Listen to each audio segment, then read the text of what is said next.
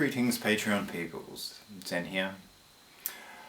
Firstly, I'd like to thank everyone for their support, generosity and faith in what Neo does. Without you, we ultimately wouldn't be here. And secondly, thank you for the deluge of questions. It's been quite overwhelming. And hopefully I'll be able to get through them all for you, and hopefully before dawn.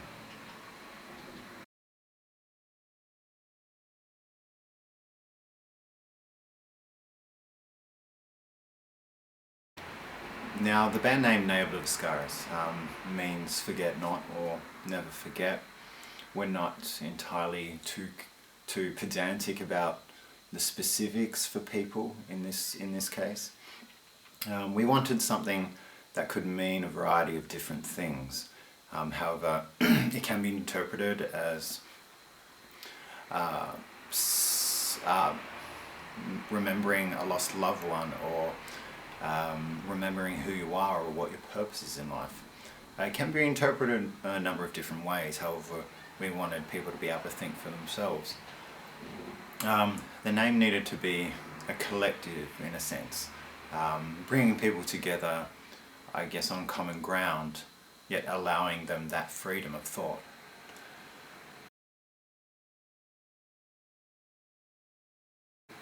Now, the name itself comes from my family clan motto. It's a Scottish clan by the name of Campbell. Now, my heritage is important to me. It's my blood, my history, part of who I am, and I think that's important for everyone to go back and to learn about these things. I'm passionate about being true to who I am, and I don't think there's point to life if you don't do that. It's basically lying to yourself. My family is actually in the process of researching our family tree, and it appears somewhere down the line I'm a descendant from Scottish royalty. So there's a useless fact. And unfortunately, a castle doesn't come with that.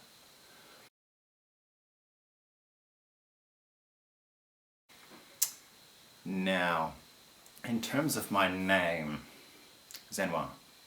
Yes, that's how you pronounce it. However, Zen is fine. It simply means, in basic terms, a strange darkness. It's how I feel most of the time, but especially more so in the creative process. When I'm writing or doing art, which tends to be most of the time, so there you are.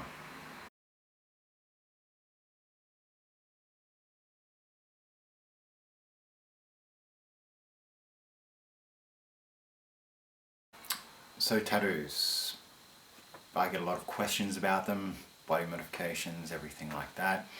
I currently have two, but many more planned. However, being a musician with all the creative things on the side doesn't necessarily allow me, one, to have the time to go get more tattoos, and two, it's expensive, so when you're trying to adult to survive, it doesn't really work out. Now, of my tattoos, I have one on my left arm, which is an Ouroboros, like old world serpent or dragon, however you want to see it. The design itself was inspired by an old musician, well, old in the scene, by the name of Mortis. So people can look it up and find out what he's all about. Now, it's not a typical Ouroboros, it's not swallowing its own tail. So for me, it signifies forever striving forward, and ultimately it's, I guess, a constant reminder about living without regrets. So I hope that makes sense. Now, on my right arm, I have, which, well, I get a lot of questions about. It's a painting by a Polish artist by the name of Zdzisław Beksiński. Now, it's been my favourite painting for as long as I can remember. And it's almost like a homage to him, considering he died in 2005. he unfortunately was stabbed 17 times, so certainly not good for the health. Now, most of his paintings don't necessarily have a specific meaning, and people generally are able to interpret them. Now, the painting itself has a very personal meaning for me. It represents how I felt most of my life.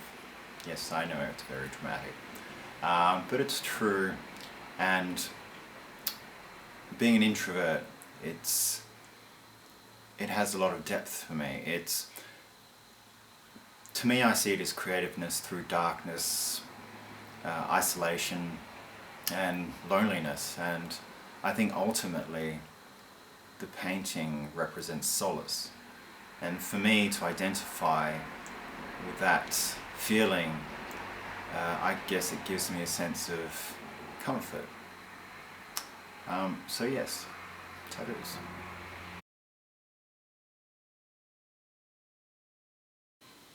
Now, how do we get to a tour with Enslaved? Well, we actually have the same booking agent. They're a UK-based company by the name of Northern Music. However, we did play with them a few years ago in Australia. They toured here. We played with them a couple of shows. Shows were great. We got along with them really well. And last year, as we were touring across Europe, we got to play with them at a festival called Rockstar, which is in Romania. We played just before them, so caught up with them again, discussed shows and things like that. And just recently, our booking agent approached us saying, Enslaved would be interested in having you guys on board for their 25th anniversary tour this year, and it's not something you can necessarily turn down.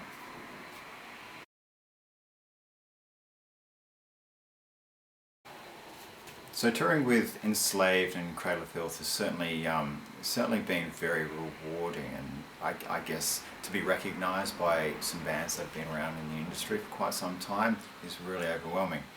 Now, what to expect while we're on tour Europe? Well, from shows, nothing different to what usually happens at our shows. We interact with people. We spend most of the time out in the crowd at the merch desk, so people can come say hi, have a drink, that sort of thing. However, no drinking before playing. And so fans get the chance to say hi and that sort of thing. We don't treat anyone really different to how we want to be treated. We're normal people. We just play instruments.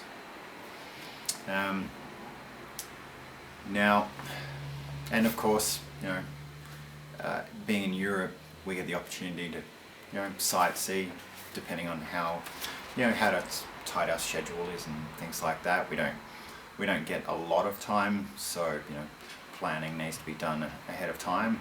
But if people have suggestions of what to see in each city, certainly send us a message, and maybe you get the chance to show us around.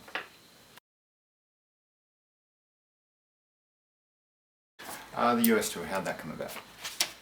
Well, last year we played a festival in Czech Republic, Brutal Assault. Beautiful festival. If any advice to anyone, one of the festivals to go to is that one. And we bumped into Cradle of Filth there, and we talked about touring Europe, so that was spawned there. And the idea of possibly touring the US afterwards with them. So they brought it up and said it's a possibility, so stay in touch and we'll go from there. And so obviously we stayed in touch and went from there. And we got to tour the US with them, and on board were also the Butch Babies. Now, a lot of people had a few reservations about such a diverse lineup. However, it was actually very successful. Having diversity allowed us a bit more exposure across different bands, and a lot of fans from Butcher Babies or Cradle of Filth wouldn't necessarily go out of their way to listen to what we have to offer. However, being forced to watch an opening band isn't necessarily a bad thing, so it really turned out quite well for us. And all the people from all the bands are really amazing people, and I think one Cradle of Filth have their own sort of their own vibe, and Butcher Babies themselves, a lot of people go to their shows purely because it's such an energetic show, so definitely worth seeing at least once. Now, ideal bands to tour with. If you ask anyone in our band, they'll give you a completely different answer. So if we were to tour with, a band from the US, it would, if you ask all the guys, the general consensus would be, a band like Between the Buried and Me, Fallujah, or Black Crown Initiate. All different tastes, so we kind of compromise, and depending on, there's so many different factors in terms of touring. You've got to think about the time of year, whether a band's available, whether there's a point with touring with them, whether the band's got an album coming out, so there's so many different factors. So a lot of the time it's not necessarily in our hands who we get to tour with.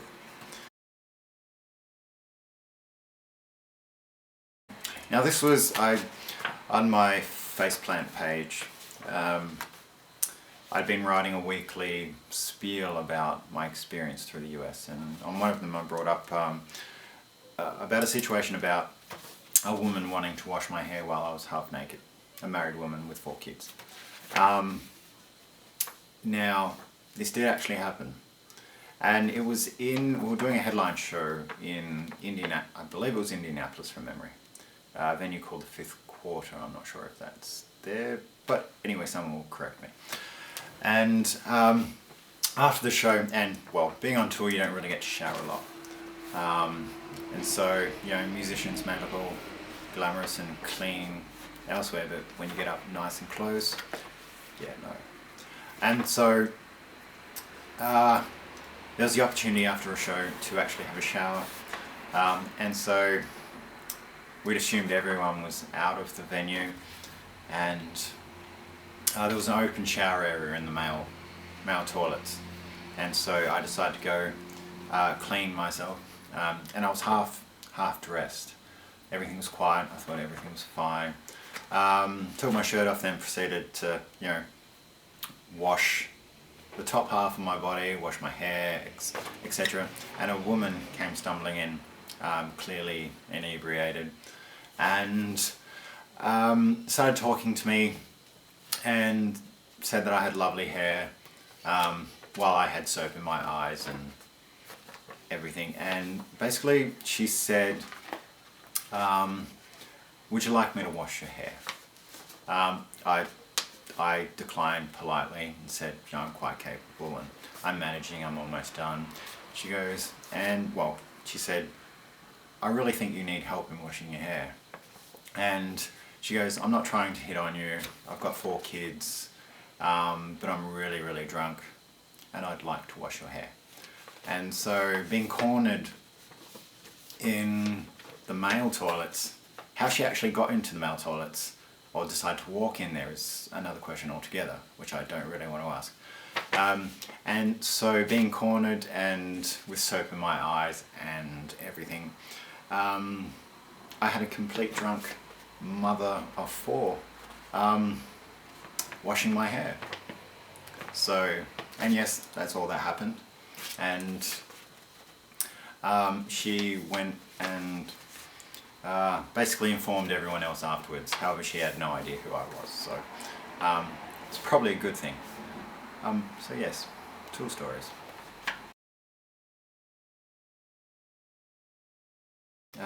Now, unfortunately I don't eat cheese or spinach rolls or Cornish pasties. I'm actually vegan. Some people know that, some people don't. It's not a big thing, it's just part of what I do.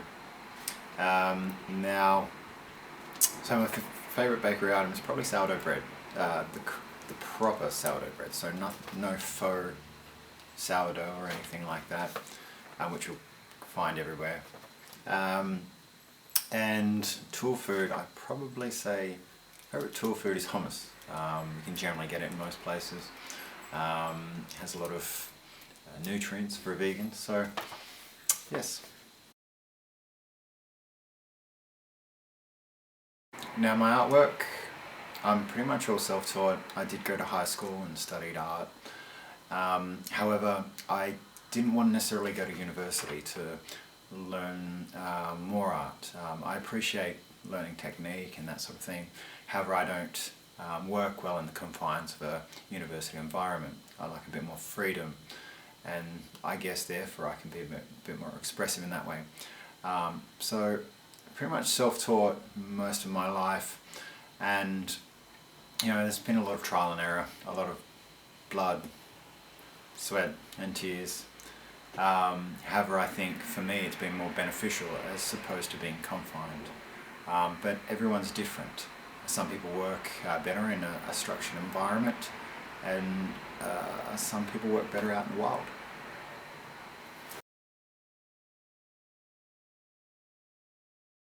Camera shyness. A couple of people have actually brought it up. Now, to a degree I am. I don't necessarily like being in front of the camera. I prefer to be on the other end of the camera, taking pictures of interesting things.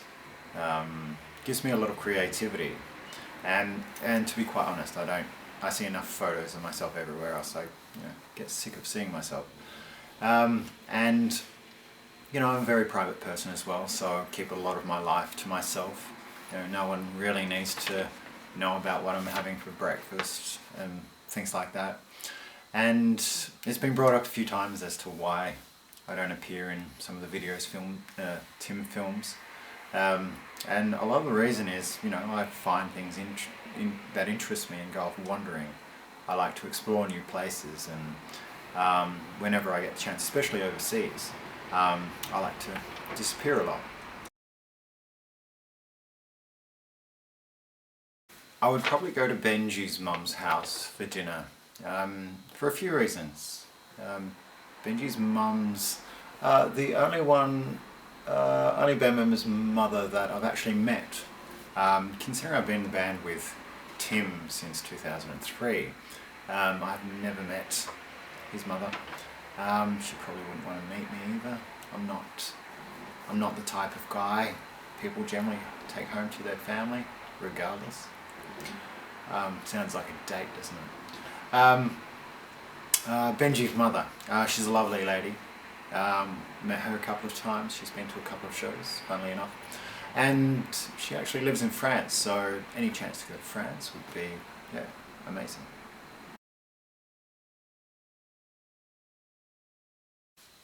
Now, the first concert I ever went to was Metallica with my brother many, many years ago when I was very young. Now, when I'm not touring or in the studio, I'm generally doing something creative, something like artwork or photography, specifically for bands. I do a lot of that. Not so much for myself due to time. I exercise. I need to be healthy to be a vocalist. It helps with strength, voice, things like that. I also like to explore places, museums, galleries, churches, cemeteries, things where you can absorb information. I don't understand how people can be bored. If you can't think of anything to do, it's very uninspired and unimaginative, and really, really sad. So, there's a whole world out there. The progress for album number 3 is actually going really well. Since we've come back, well, we had a few ideas prior to going to the US that we were throwing around, so a couple of songs, so we're working on them. So progress since we've been back, we're just starting to get into it now. So I've got a lot of writing to do between now and our European tour with Enslaved, which kicks off towards the end of September. Hopefully we'll have most of it done by then, and ideally to start recording before the end of the year. Whether that happens or not is another story, but we're trying to make it happen so we can actually get our 3rd album out as soon as possible for you guys.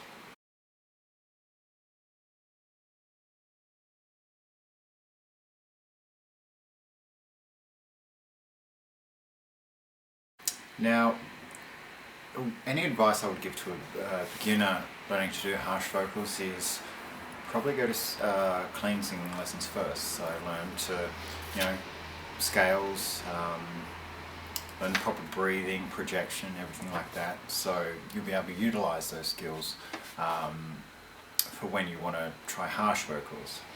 Years ago when I was doing harsh vocals, I started doing it without singing lessons and hurt my voice a lot. And so I thought if I wanted to do this long term, then I needed to look after my voice properly. So any advice? Sing lessons first. My technique, I don't necessarily think I learned my technique from anyone else really. It's nothing different. I do understand why it's been asked in terms of, because I don't cup my microphone to, create a bigger sound or anything like that. I think that's, you're almost lying to yourself and to other people about, how you can sing. Like, if you want to be able to,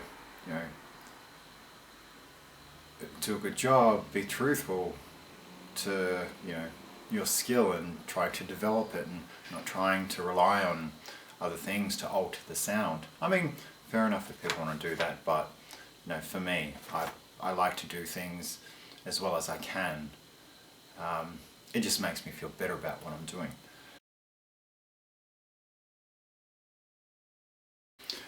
Now, I don't think there's been anyone specific in regards to who's directly influenced my vocal style.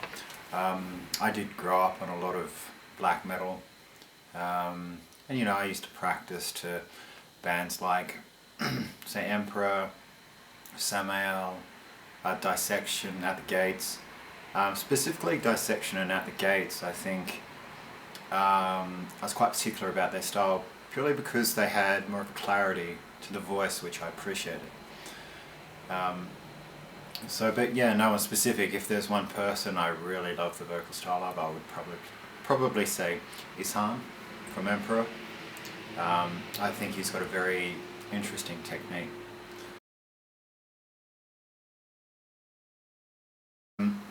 Now, in terms of warm-ups, tips, things like that, down the track as part of this Patreon thing, I'm actually doing a discussion or tutorial about warm-ups and that sort of thing, so definitely stay tuned for that. Now, my clean vocals sound a lot different to Tim's. I don't have as high a range as what Tim is. My voice is naturally a lot deeper. So for me to do an interpretation on something Tim has done, it would be quite an experience. However, as mentioned previously, later in the year I'll be doing sort of a tutorial on warm-ups, discussion, etc. about things. So I may in fact do something along those lines, and quite possibly I could end up doing something on the new album to do with clean vocals. However, that's probably going to involve a lot of trial and probably a lot of error as well. So we'll see, so stay tuned. When working on a new song, in terms of where Tim and I both sing, most of the time I do write lyrics a lot beforehand, however a lot of it's developed while the song is being written. And Tim and I both have an idea as to where on songs we both think it fits. We'll generally take a song, go away with it, and come up with our own ideas and things like that. Lyrically, I need to write a little differently for Tim as to what I would normally sing. A lot of Tim's lyrics I write a lot lighter and something that wouldn't necessarily correspond as well if I was doing them. So a lot of where we sing is about feel. We both now have an understanding of each other and how each other works, and overall what works with the band.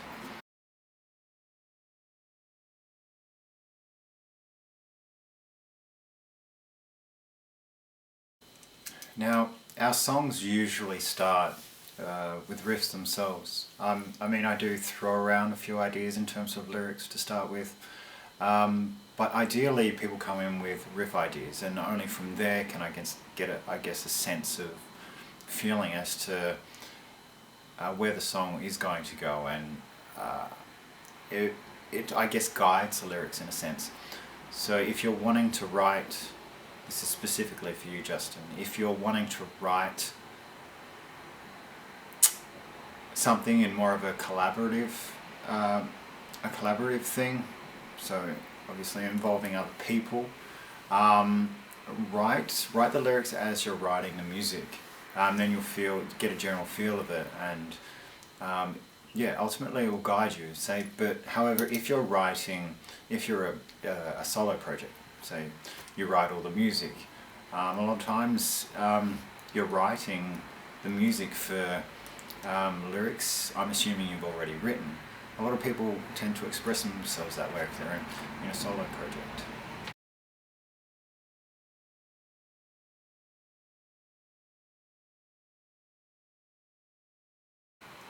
So a concept album. Funnily enough, you should mention that, because Citadel is actually a concept album in a sense. However abstract it may be, it's still a concept. So there's a few interviews online which may describe where I go into explaining about that. In terms of another concept album, concepts are quite actually difficult to come up with something that's actually interesting. There's been so many, it's hard to be original these days. So the next one may in fact be a concept album. However, I'm keeping a lot of that to myself at the moment, lest I change my ideas and completely screw myself over. So something to look forward to. My ideas are somewhat abstract, as you've mentioned. I like to write in that sort of style. It creates, I guess, there's an overall idea across my lyrics. However, within each phrase and song, there are underlying meanings as well. But perhaps one day I'll write something quite lengthy to do with dissecting everything, so it makes sense if people are interested in that sort of thing.